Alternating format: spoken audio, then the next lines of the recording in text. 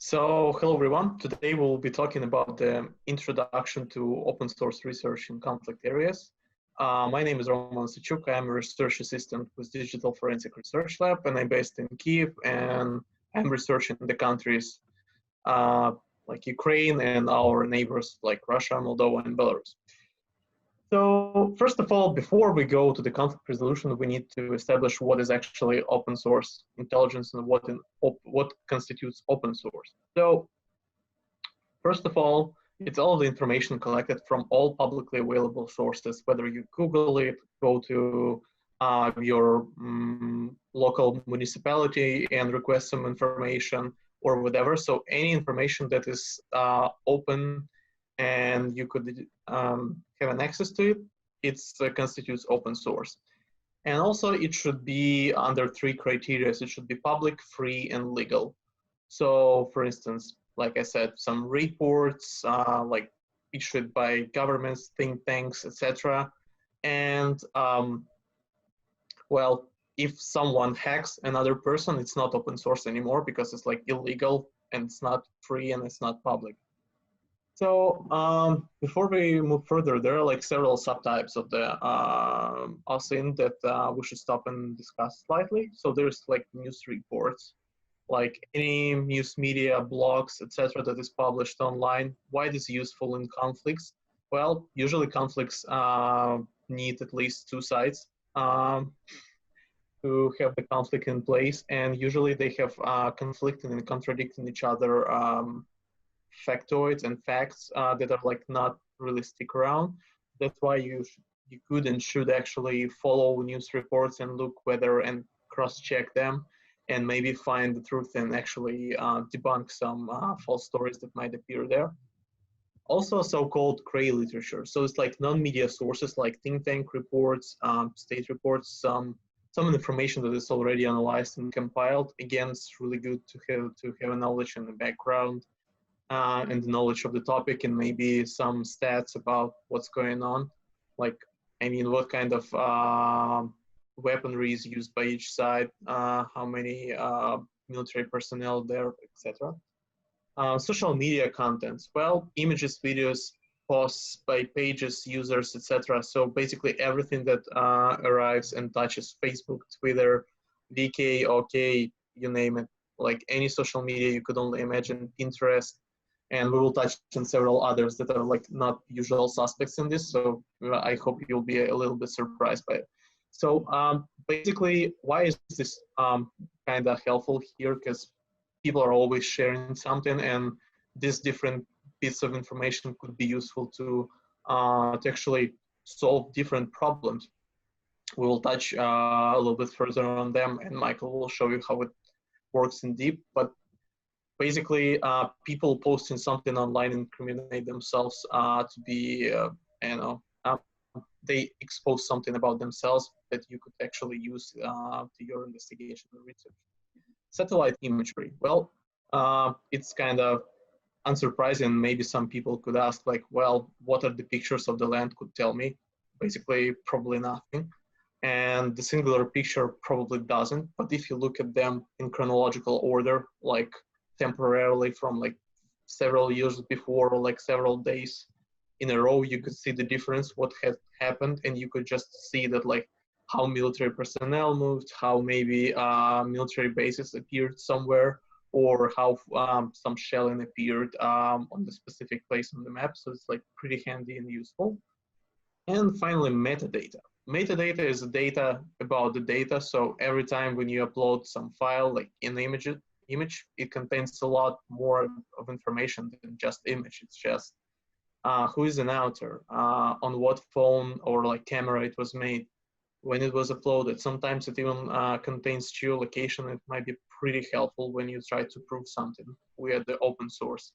And I forgot to mention before, but I'm 100% sure that Ed told you that DFR Lab is working with open source data. And that's how we try to explain, expose, and explain this information. So every time when we show something in our research, it's always corroborated by open sources. So you always could just like not trust us by word. You could always cross-check.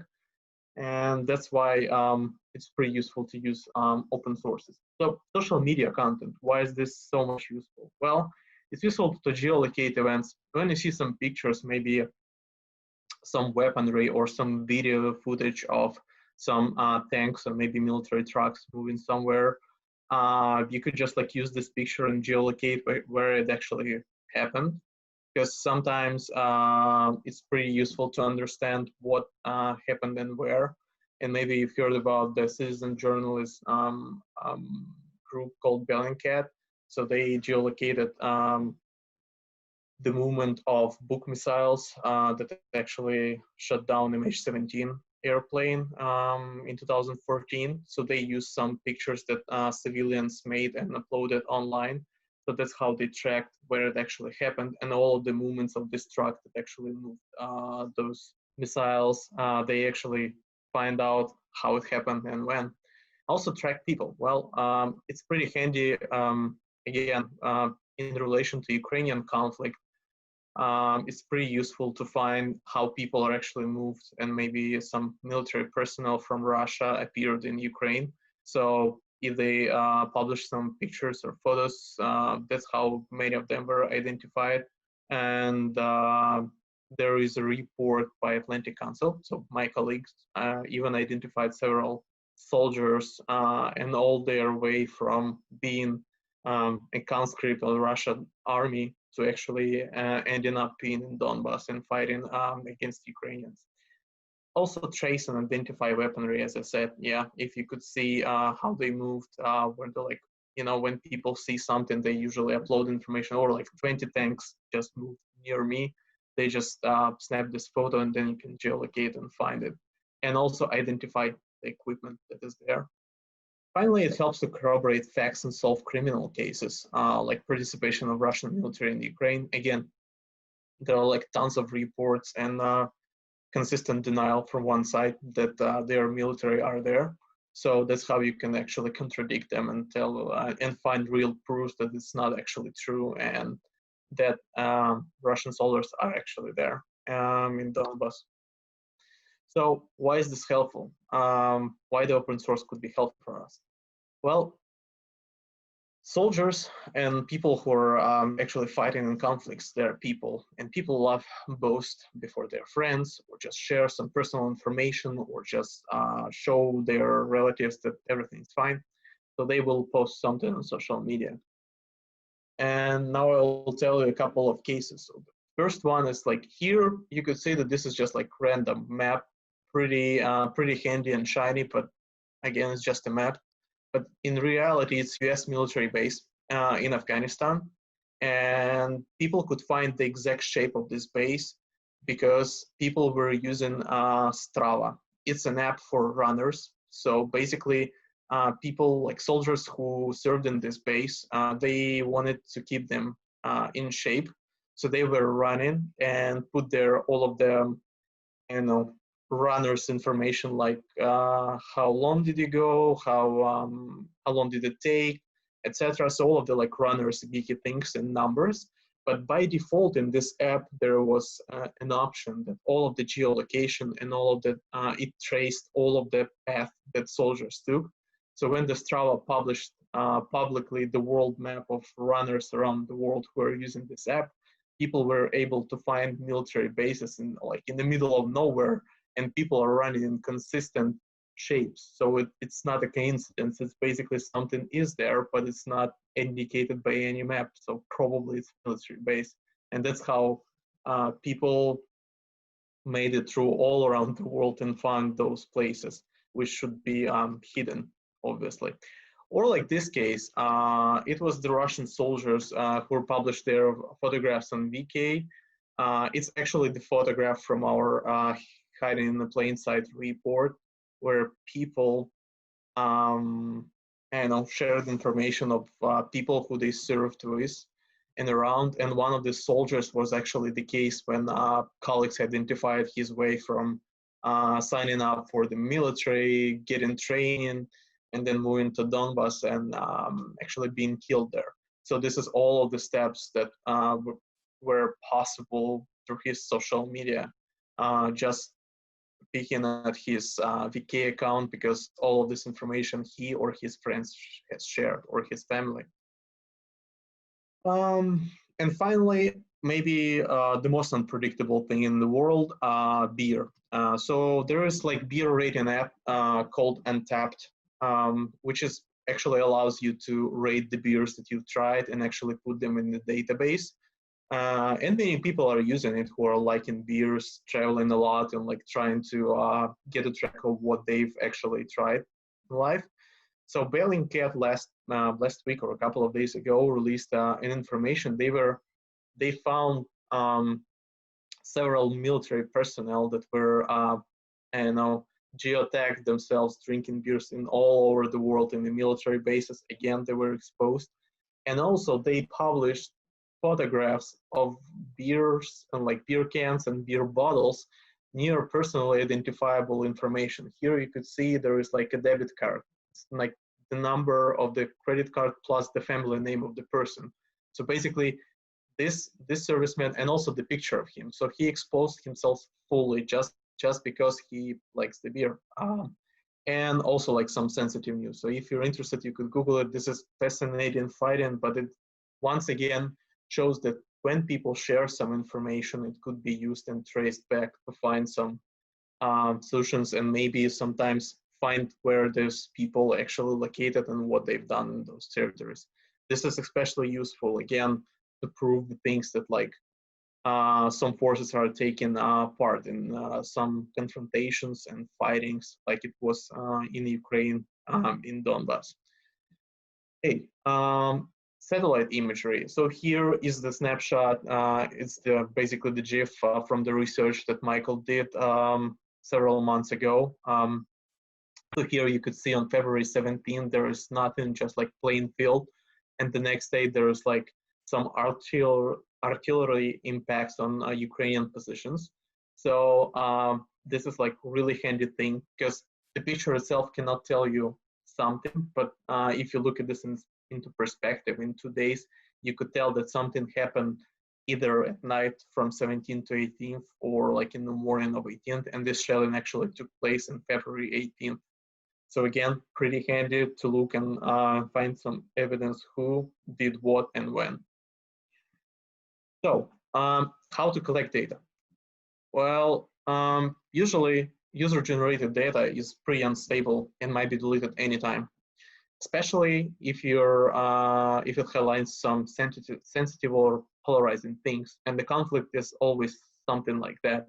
So basically, today's report about casualties might be proven wrong the next day or something, or your position or stance may be exposed, and you want to like just to delete any information and pull it off from social media or just from the web. And that's why many people, like, all of the information should be like crawled as fast as possible. So, but then our first maybe idea how to save it is just like downloading or screenshotting it. It's not enough, because it's easy to post manipulate it, and people will not believe in just plain picture from social media, because there are so many cases when people just photoshopped Facebook posts or VK posts that you could never find through. So what we should do? Well, archive. When I tell archive, maybe most of you would just think about empty room with some folders full of some papers, something outdated that, like, I don't know, only people too old, like, I don't know, used to that, because like users are not using it. But actually there is like web archives that might be used to archive websites, like Wayback Machine and archive.is. So what do they do? You just copy paste the original URL into the bar. It will crawl the whole web page and save as it is with the source code, and it is trustworthy. Why? Because you cannot change it. So basically it makes a snapshot of the page for you and for other people to see, and you cannot manipulate it, and anyone could see it. So this is kind of like crowdsourced open source information. And it also might be really useful to see how some websites change their behavior. So for instance, there were like some websites that spread some disinformation about Ukrainian military.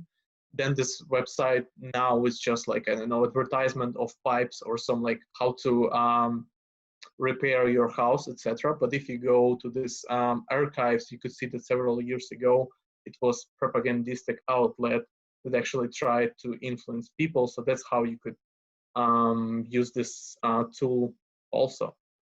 And now I'll present you just like a short case study about the Wayback Machine and why this is pretty handy and useful. So internet remembers almost always, and this is like exactly true. So here you could see this is the Reuters news saying that Ukraine's president office says no prisoner swap with Russia yet. So this was, it happened on August 30th in 2019, when at night from August 29th to August 30th, there was some news heading that actually Ukraine-Russia swap is actually, prisoner swap is actually happening, and Ukrainian soldiers will come back home pretty soon. But the thing is that the real swap took place a week after that. So while these news were like unwrapping at night and early in the morning, only when presidential office woke up and some security services woke up and wrote official statement that it's not true, it was pretty much late for any kind of denial. But some pages and Reuters in this specific case as well, they just edited their whole news. So here you could see this is like visually absolutely the same two news pieces, right? The same title, the same first paragraph, and even the same picture, even though you cannot see it fully. But if you look at the URLs, the one of them is saying Ukraine official says Ukraine-Russia swap prisoners, and another one, Ukraine president's office says no prisoners swap. What happened there? They actually published the news that swap happened, and then they redirected the both pages to the same one saying that there was no prisoner swap. So what we can do, how we can prove that actually Reuters actually wrote that there was a swap? Well, we go to Internet Archive. So the Wayback Machine is explicitly useful for the websites that are like pretty popular, and the Reuters is like world well-known media agency.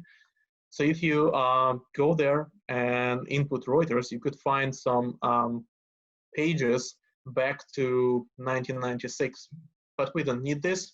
This is just like for the perspective that you could access all of the different versions of this website, like thousands of it. So, and actually there I was able to find a German edition of Reuters, so that's why this is really bad English, so sorry about that, but this is just translation from German, saying that authority said probably that Ukrainian Navy came home after prisoners exchange. So basically it corroborates the conclusion that there was an article saying that there wasn't an exchange. Okay then, and another thing that I wanted to say about the open source and what you could do there is the case that we made last August, probably beginning of September. I called it Lazy Network, and I will explain in a second why. So there was a Facebook takedown when they took down one page of the person called Alexander Viktorovich, but also it had specific messenger name Max.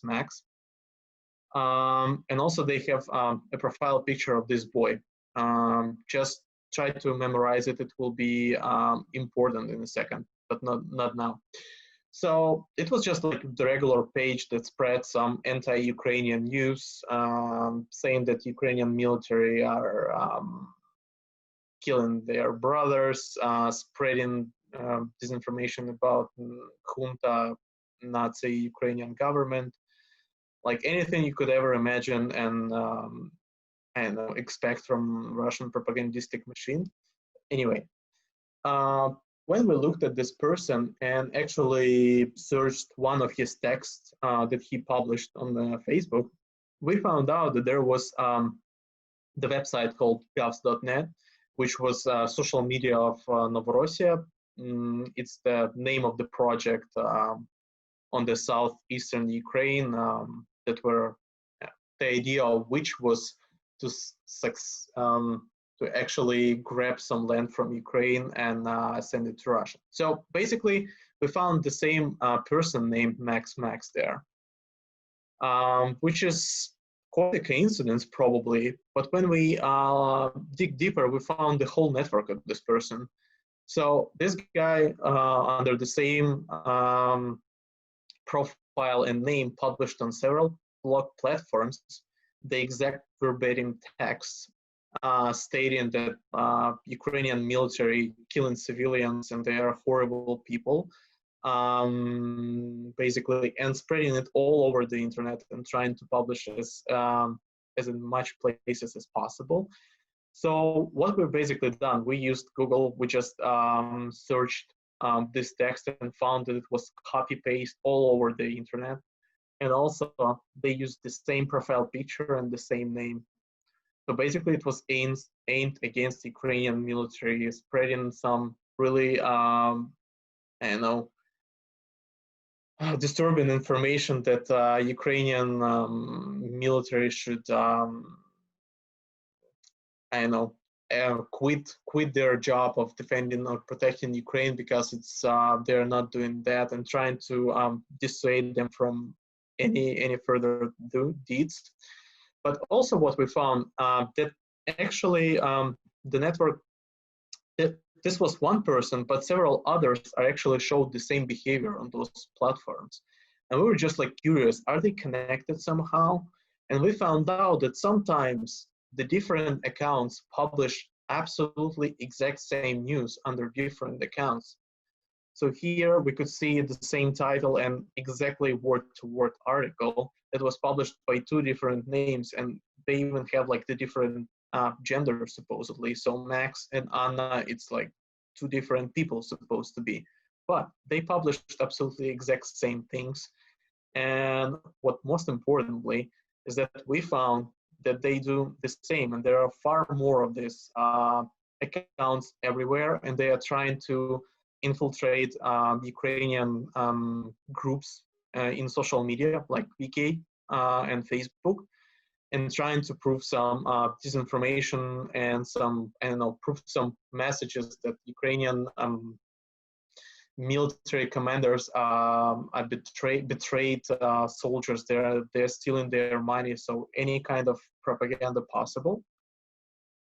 And also, we found out the whole lot of network of these accounts on different platforms. They usually stole some pictures from credible sources like BBC, as far as you can see on the left, and kind of like made up their stories in 2 to 3 paragraphs, trying to scare people or scare military people from their service. And also we found out that those accounts actually stole information from the real person, the real journalist in Luhansk. We cannot tell whether this person was behind this network, but it was like kind of interesting that they copied consistently some of his publications. The name of this guy was Artem. So, and then we found that other different accounts also copy-pasted this. So that's how we found that there is some kind of digital misinformation campaign going on against the Ukrainian military who are serving in the line of conflict.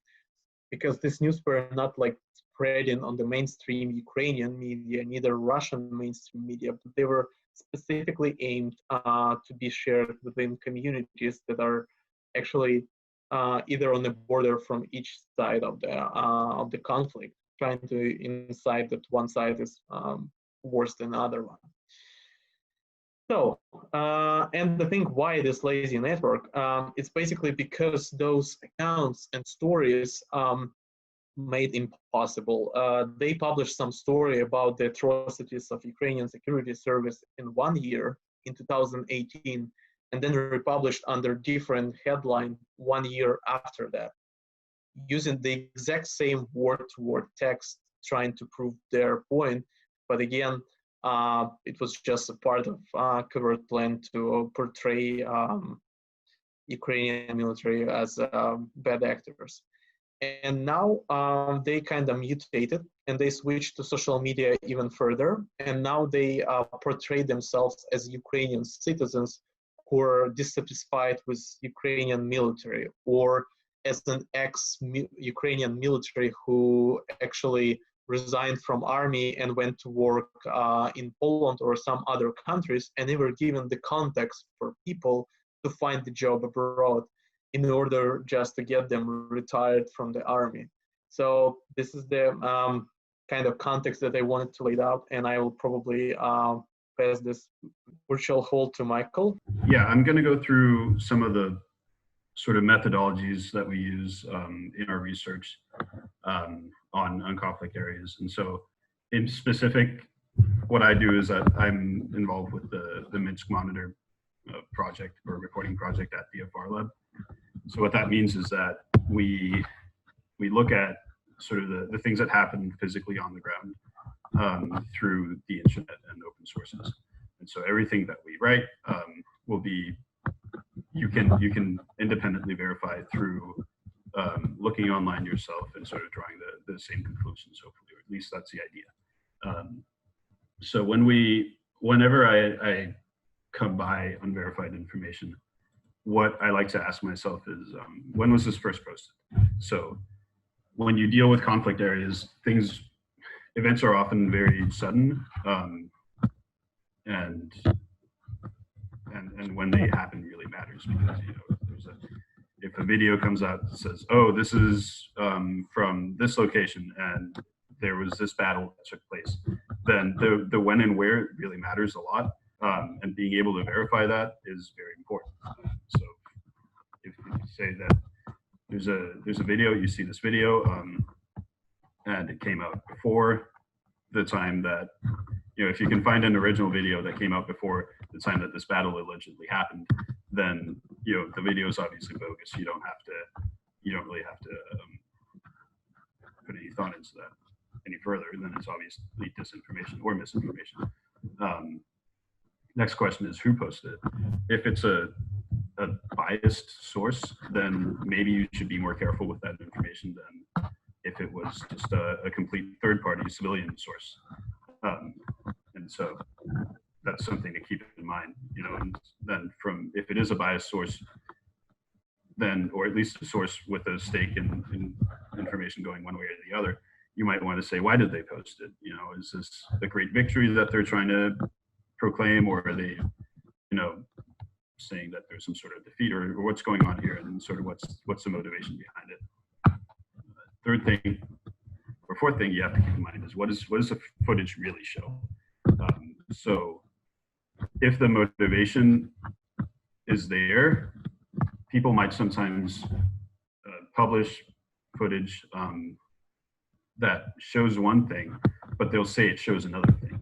So that happens fairly often in conflict zones. We're going to come to an example later on here in some of my case studies, but you have to be very careful not just taking an original video at face value and attributing it directly to sort of how it's presented. You have to be critical in the way that you view it, and sort of be a little bit analytical about what's actually in the footage. And then lastly, could the footage have been altered? And that's a bit more of a tougher task, especially if they're good at altering footage. But it's the thing that you always have to keep in mind is, could this be, not original?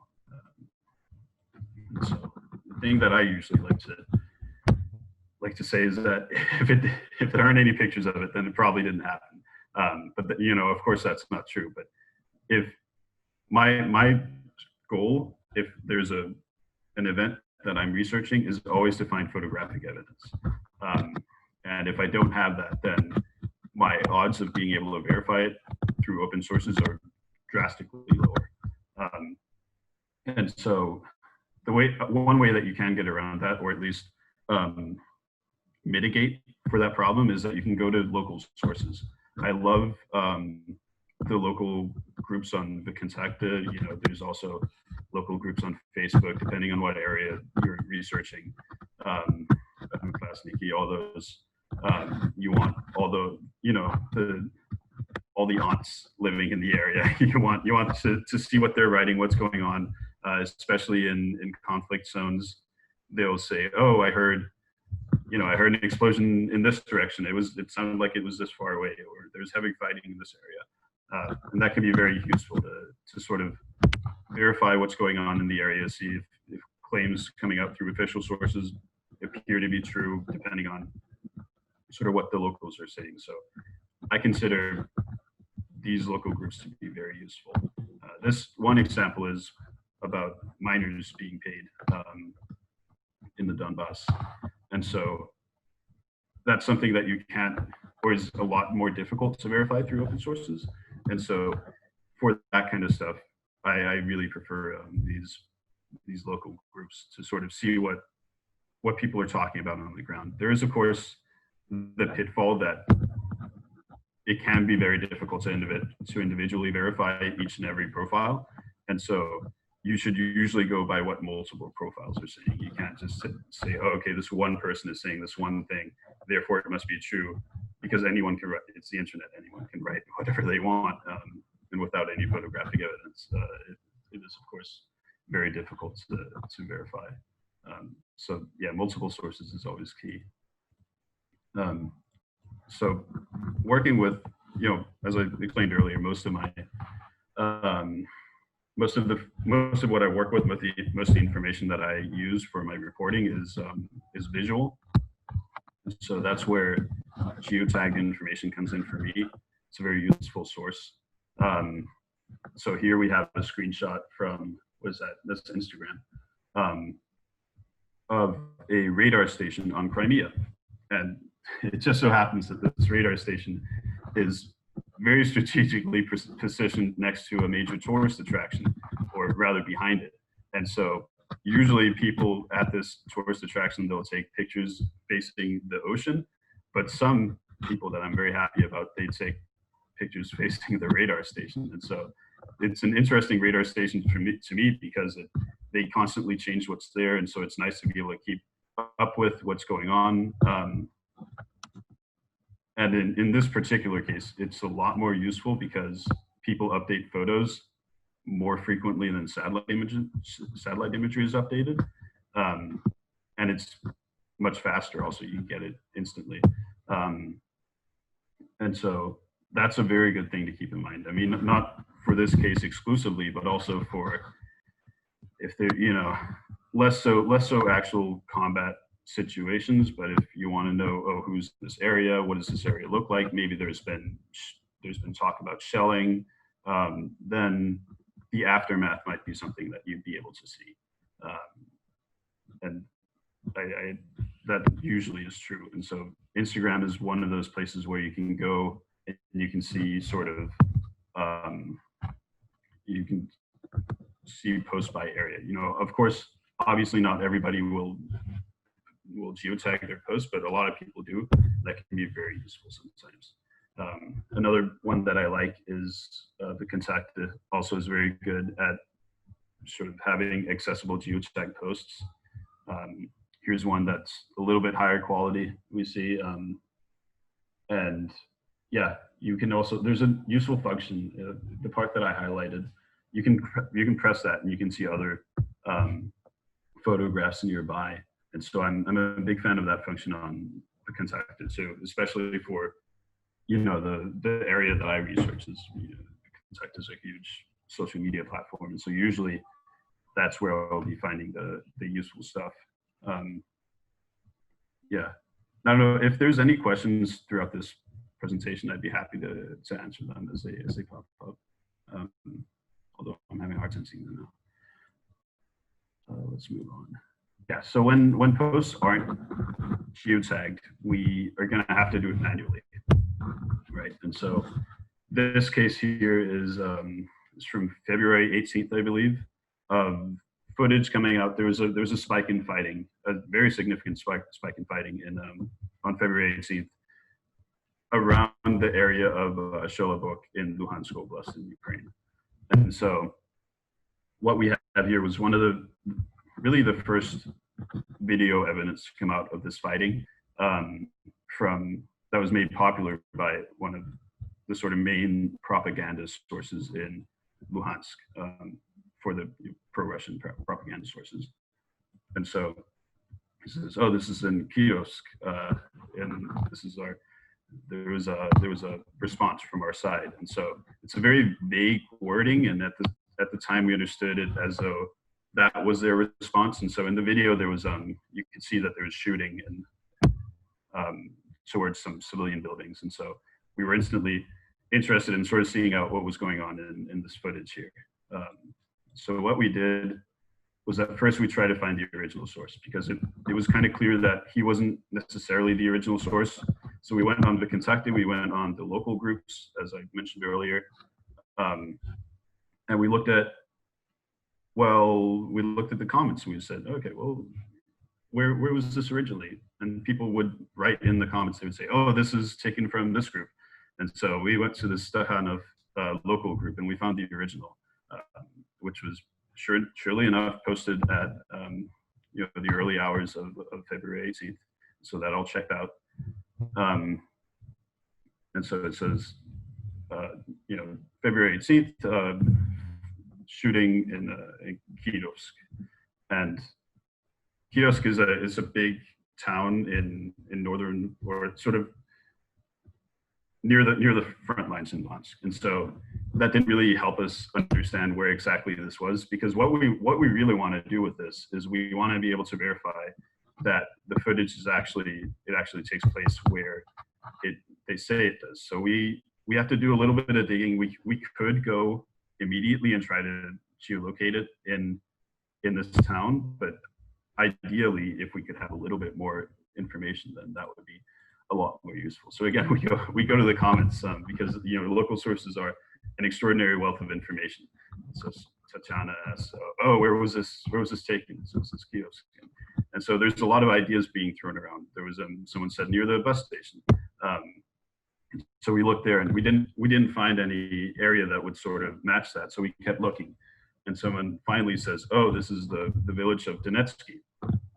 Donetsky's a small village right near the front lines, and it's just kind of north of Kiosk.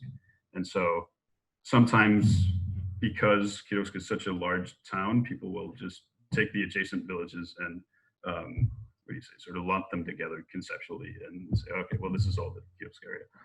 So now we have a much more narrowed down area to work with. And so what we have here is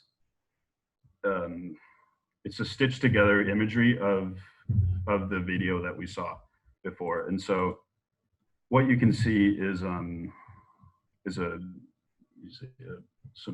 farm housing. It kind of looks like you can see a tree line. You can see an open field right in front of it. And it's also, the footage is from an elevated position. And so that probably means that it's a taller building that it was shot from. And also critically in the background, we can see a bunch of slag heaps that are very distinctive. And so that becomes useful for geolocation. So we start looking, and Donetsky is still a larger place, but we have a bit more to work with, or a bit less to work with rather, when we look at this. And so we can really start seeing, okay, well, where do we see sort of some farmhouses? That's maybe a little bit tough to see. There's quite a bit of those, but where do we see? There's really only one open area. There's maybe two that could qualify, but there's really one open area that we see.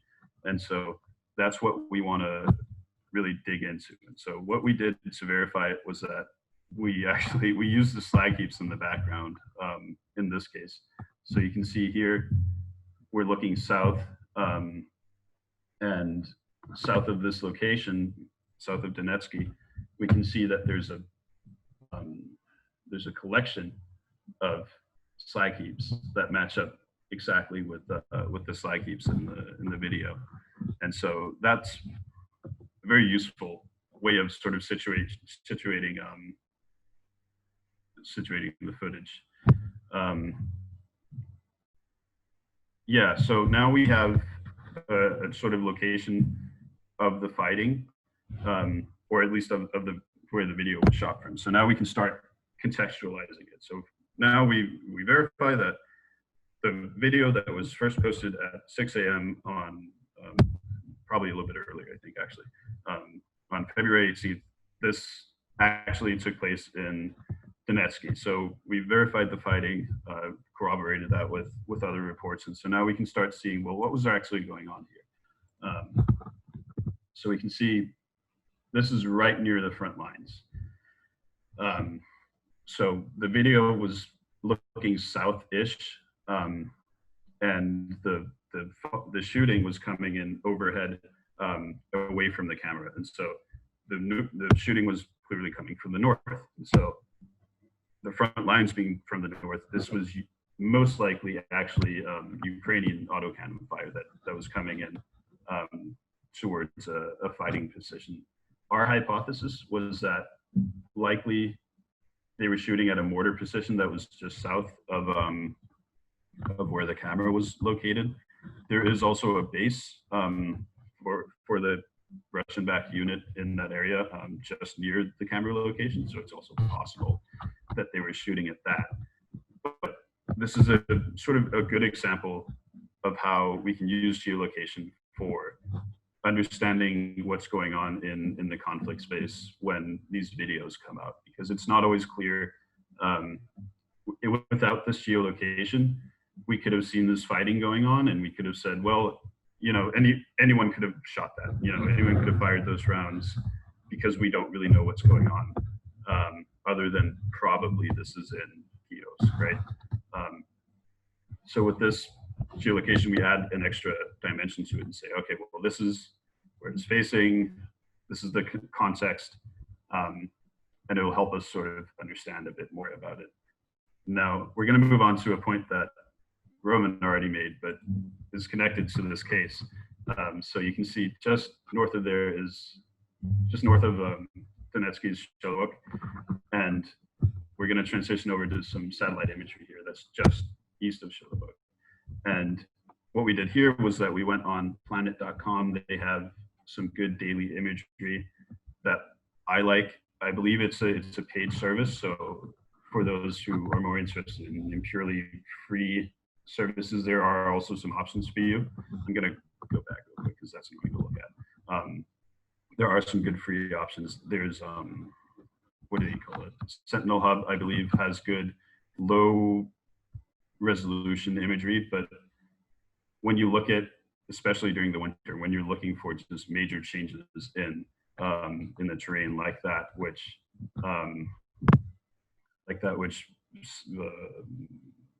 artillery impacts make, then you don't necessarily need a super high resolution.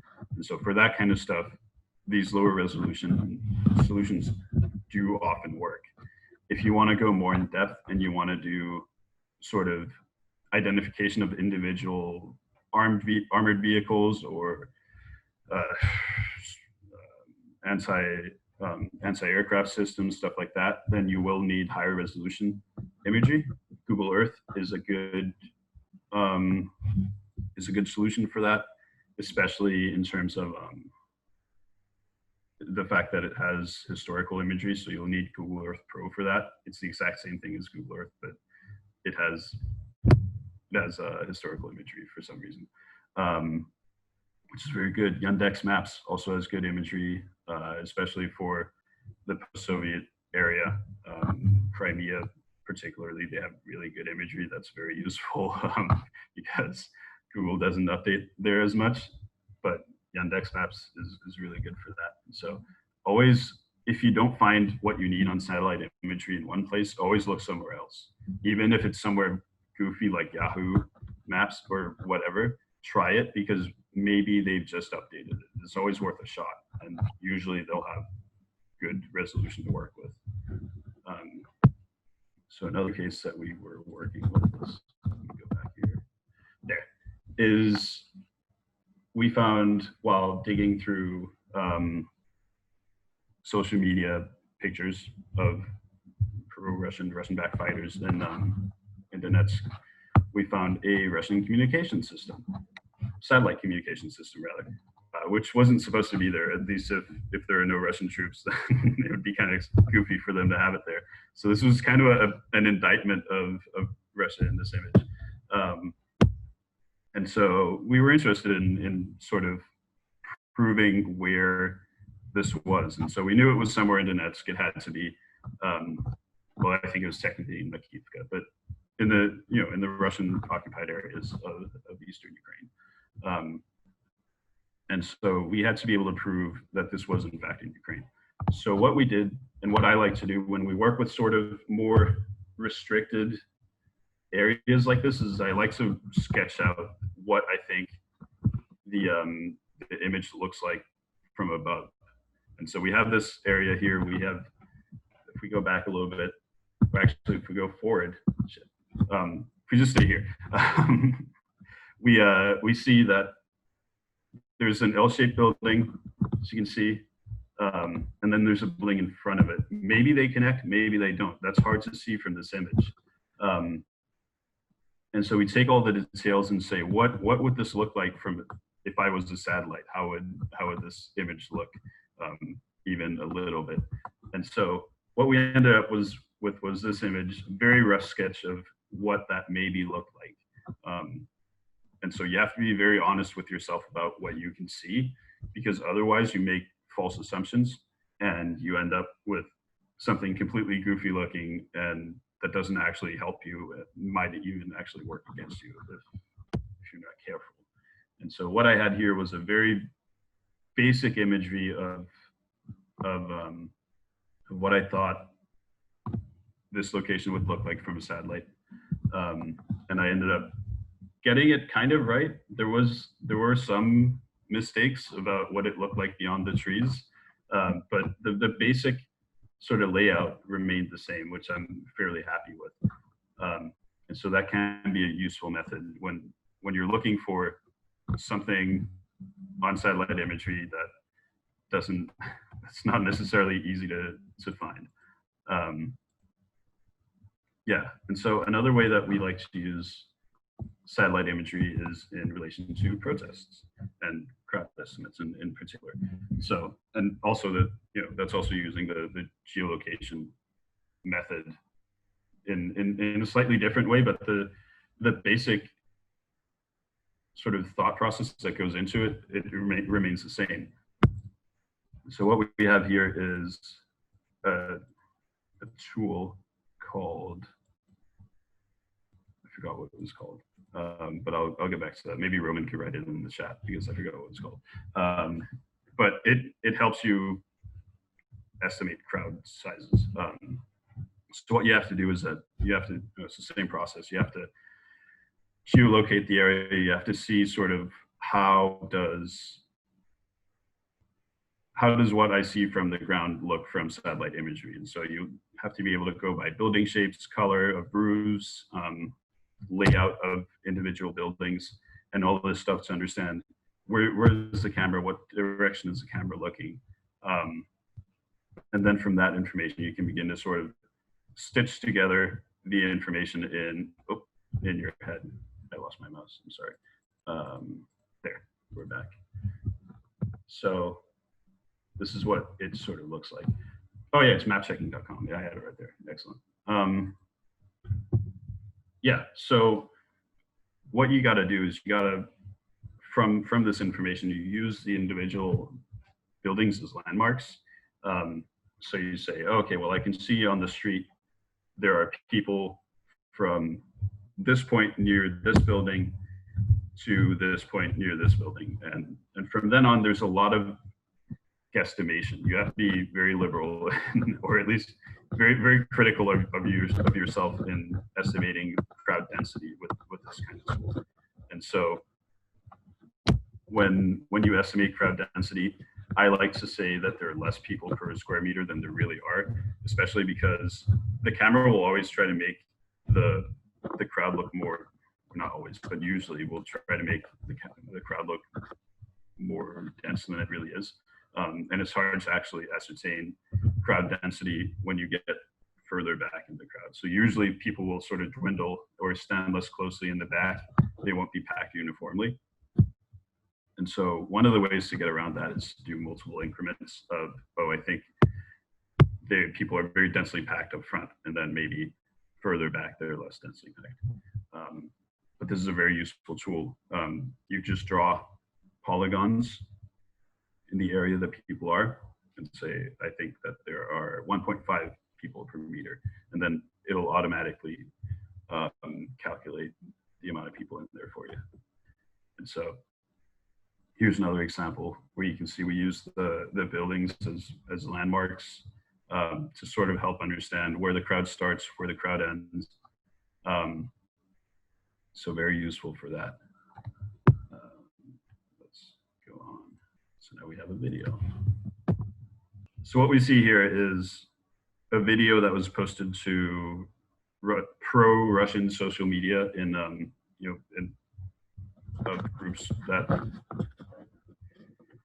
groups relating to the conflict in eastern Ukraine. So this was very big for maybe a couple of days, I believe, in that social media sphere, purporting to show an SBU, which is the Ukrainian Security Services operation against these volunteer, quote unquote, volunteer units in eastern Ukraine. So a little bit of background about these volunteer units. There's volunteer units that now fall under the National Guard, but there's still some that are completely unaffiliated and present somewhat of a security dilemma. So that was what this video was supposedly showing, a Ukrainian operation against these people along the front lines.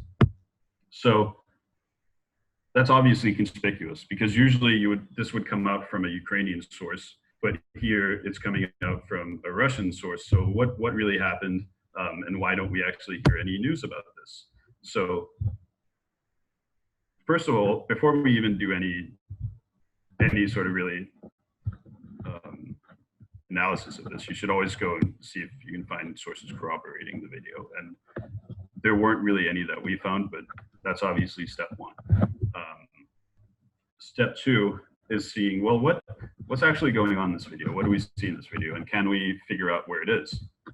So what people started with doing online was saying that, well, the gear that the soldiers in this video are wearing, that it doesn't really add up. They say that the helmets are wrong. They say that the patches are supposed to be a different color. And so when we see that kind of stuff of people who know what actual people in the SBU would be wearing, they're saying that that's wrong, then that should set off some red flags in our heads. Then there are discrepancies. The vehicles don't match up. I believe that the SBU uses primarily BTR 70s for their operations, and the vehicles in this video were BTR 80s. And so there's also that discrepancy, which is a little bit weird.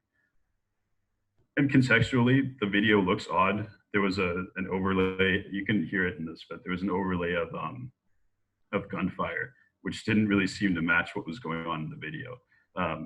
And so there was a lot of really strange things about this video that didn't quite add up. So people were rightfully skeptical of it.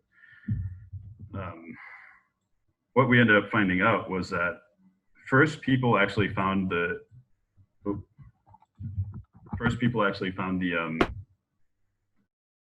BTRs that were involved in the video. So this is where niche communities really come into use. There's a Russian operated site called lostarmor.com, I believe, or Lost Armor something.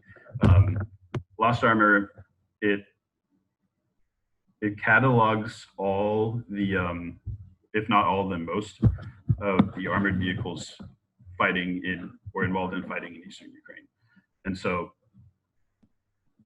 what people did was they went through a list of BTR 80s on this archive,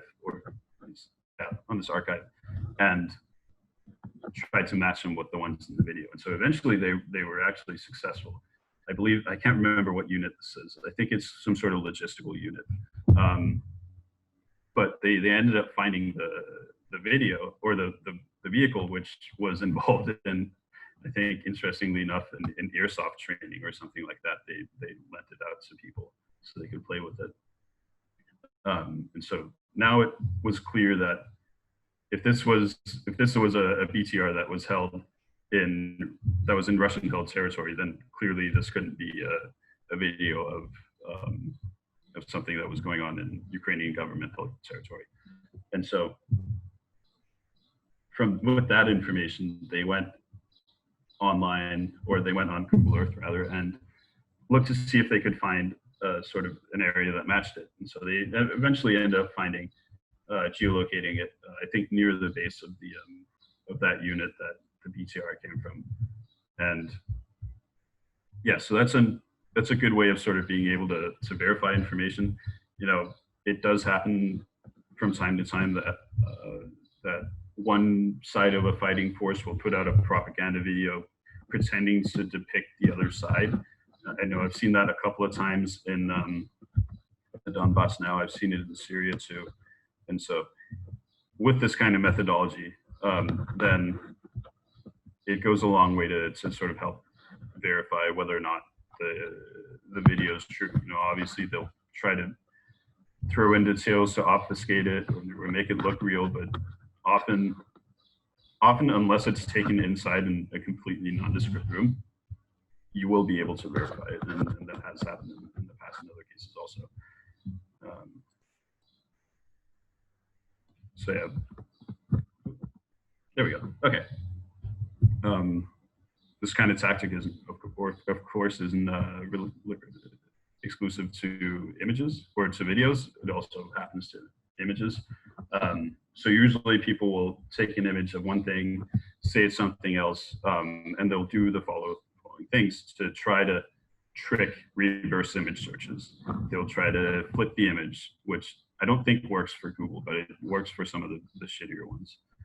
They'll crop the image, they'll shift the colors, or they'll blur it or compress it to sort of to help destroy some of the details that would otherwise give away what it was. So one case we have here is this image, which looks a little bit goofy when you look at it up close, but it might fool the older crowd, which isn't necessarily that tech savvy and is more willing to take things up front. So this is an image that came out around the time that the U.S. Air Force struck a convoy of the Russian mercenary group Wagner. And so this was what that was supposed to depict. It turned out that this was really the doing of anonymous posters on the Russian equivalent of 4chan called Dutch. And so you can track the way that they took an original image. So the first image posted was just directly from the Battle of Ilovaisk, I believe, which is a battle that took place between Russia and Ukraine at the outset of the war. And so they said, oh, well, this is what took place as a joke, I believe. And then someone changed the color to make it look more desert-ish because it was supposed to take place in Syria. And then someone else took imagery from Mars and laid it over because they thought it needed more sand. And then all of a sudden it starts to look a bit more real, or it would have if they used more credible imagery and they were a bit better at Photoshop. But I think this is it's a good case study of sort of how a fake image can come into fruition. Unfortunately, in this case, Google reverse image search was not convinced with it. So they saw this, or Google reverse image search immediately recognized the image as being the Mars rover footage, and so that unfortunately didn't work out for them. What do we have here? Yeah, so I'm going to play a very quick video here, shortly. So if people might recognize this footage, seeing it really in the context of any armed conflict in the past 10 years, I feel like this has been used.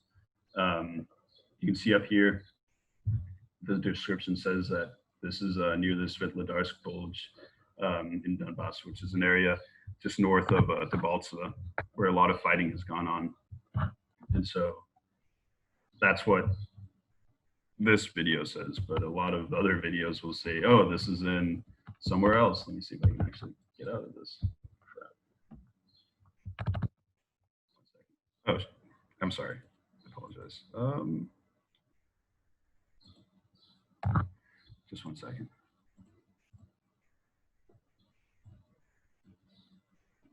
Okay, can you see me still? Or can you see the slide now? Okay, we good. see the slide. Yeah. All right. So what we have here, we took the thumbnail of the image or of the video.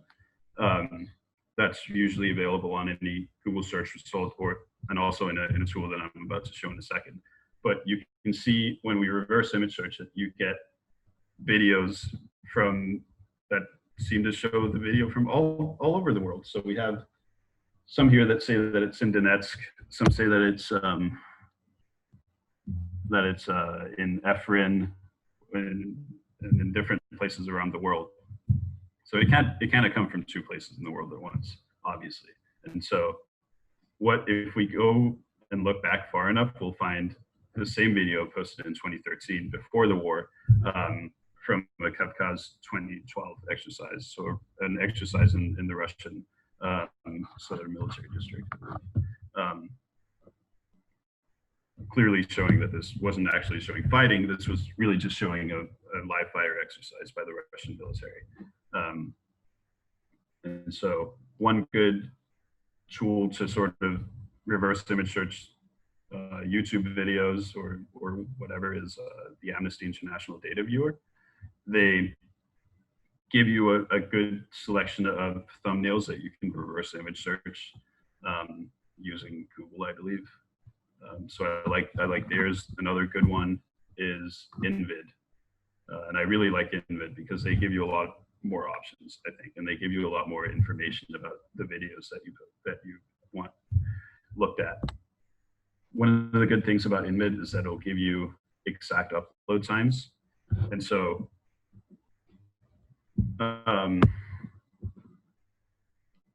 that can come into use when the exact date is a little bit subject to question regarding time zones. So sometimes time zones can be difficult when they can give you different dates essentially because of when the thing was uploaded. And so the exact upload time is very useful for videos in conflict areas. It will give you other information too, but what I really like is that they, similarly to the Amnesty International Data Viewer, they give you a lot of what do you say? A lot of thumbnails that you can reverse image search, and they don't only give you Google, they also give you Yandex, which is very good reverse image search. Happens to be my favorite, but Google is also good too. So you should always use both, which I'm going to come to in a second. But that's a good tool. A new tool, which I'm very satisfied with, is FindClone. And so in cases where we're not necessarily so interested in where is this, but more who is this, this is the tool to use, I believe, especially or pretty much exclusively in the post-Soviet space, because what it is it's a tool for reverse image searching the constructed profiles by the faces of the people in it. And so what this does is you take a picture. I took this one on the left. I was interested in seeing who the guy on the right was. I knew who the guy on the left was, but the right one was a new face. And I wanted to know who he was. So what I did was that I downloaded this photo, uploaded it to FindClone. It is a paid service, but it's very cheap. And I searched him. So what I got was an image of this guy, Alan.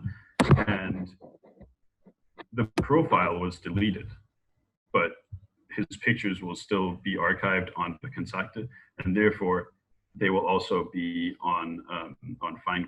And so what I ended up with, I got some new images of him with a very nice rifle that he holds in eastern Ukraine. And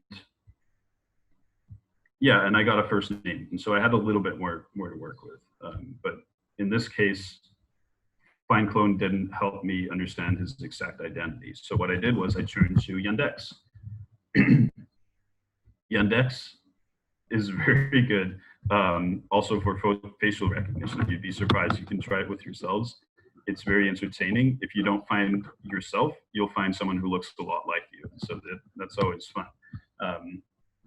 But in this case, I took just this image of him looking at the camera, uploaded it to Yandex, and searched for it. And so immediately I found out who this guy was. And he's a politician type guy, but that doesn't matter. One thing I do like to do, if you have an image that's very busy, so here we have a very clean background, not a whole lot going on, but if there's a lot of people in an image or something like that, just crop out the face and search the face only. It'll make it so much easier, because otherwise it'll just try to take everything in the picture and find it. But if you crop out the face, then it'll only take facial features, and Yandex is very good at finding facial features. So yeah, always crop exactly what you want to see when you reverse search with Yandex, because otherwise, if we just reverse search this image here, so for context, we want to know where this is, not who this is, because she uploaded it to her personal profile. We want to know where this picture was taken. If we reverse image search this full picture, we would only get results showing women in restaurant or something like that, or women who look like her in a restaurant, something to that extent. But when we crop her out, I like to use Snagit for cropping, but you can use anything. Then we'll start getting very accurate images of places that look like this location. And so we got actually quite a few hits with this method on Yandex to sort of see where this image was taken. Another tool that can be useful for viewing or for understanding more about imagery being posted is EXIF data. Sometimes it'll have geolocatable or geotagged information in it. More often than not, I find with information posted online or images posted online, you won't get that, but it's always worth a shot. But sometimes you can get good image or good information, sometimes not. If you're out of ideas, it's always a good thing to try. Yeah, and so some of these you can see GPS information. Yeah, but more often than not, it'll look like this. Thank you so much for having us. Thank you very much for having us, and hopefully some of the participants will create tools we'll be able to use in a year or two or something like that.